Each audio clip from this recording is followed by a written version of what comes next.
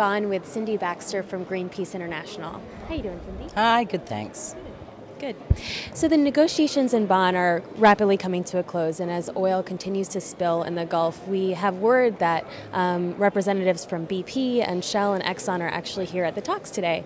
What are your thoughts on how they might be affecting the process? Well, we know that BP has been here representing as part of the Federation of German Industry delegation. Now, we know that that organisation is one of the Europe-wide business lobby that's trying to stop the EU from increasing its targets from 20% to 30% by 2020. Now, that would be a fantastic thing to happen, to actually get that. That would really show leadership from the EU, and we have information that the EU can do it. And that it's going to cost it, it's the right time to do it because of the economic recession. It's the best time economically to do it. And all the arguments the industry's been putting forward just have disappeared, really. So this is the advice that the EU's got. So you've got BP in here lobbying against action on climate change, and then with this mess in the Gulf. I mean, it's just outrageous. I mean, we don't believe what BP is telling us. We know that in the Gulf, BP... I read something this morning that BP's response strategy in the Gulf, which was written this year, lists a wildlife expert who died in 2005 as one of their experts. So why should we believe what BP's telling us? Certainly it shouldn't be. It's making the wrong sort of recommendations to the EU, and it's also lying to us about what's going on in the Gulf.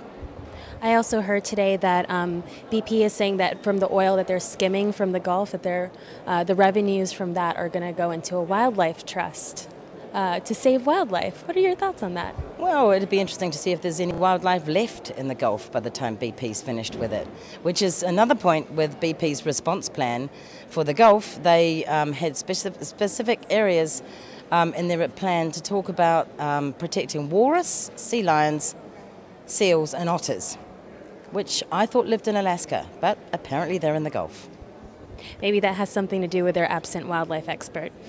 So President Obama last week promised to get the U.S. on the track to a clean energy future, but unfortunately it seems like the U.S. delegation isn't really on the same page as our president. What are your thoughts on that? Well, I mean, the U.S. is so basically still driven by a fossil fuel economy. And its addiction to fossil fuels sort of goes right down the line to the corporate lobby. And, it can't get its legislation forward, it can't get decent climate targets.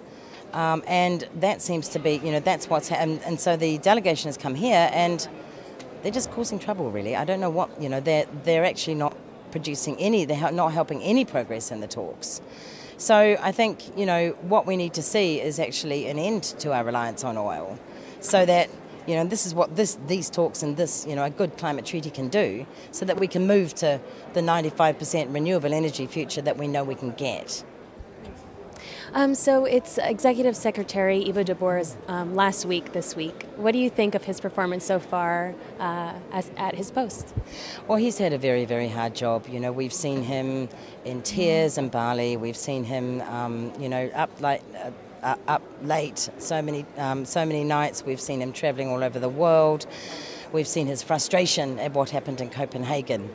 And I think, he today actually admitted the gap between what countries have committed to cut, in terms of cutting emissions, and what is needed to actually keep global temperature rise below 2 degrees.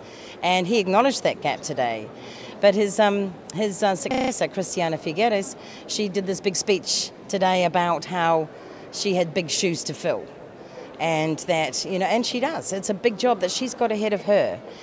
We've recommended that she gets running shoes, because it needs to be fast. We need to get on a bit of petroleum rehab, should we say, and that needs to happen really fast. And this process can do it. A climate treaty could do it, but it has to be done fast.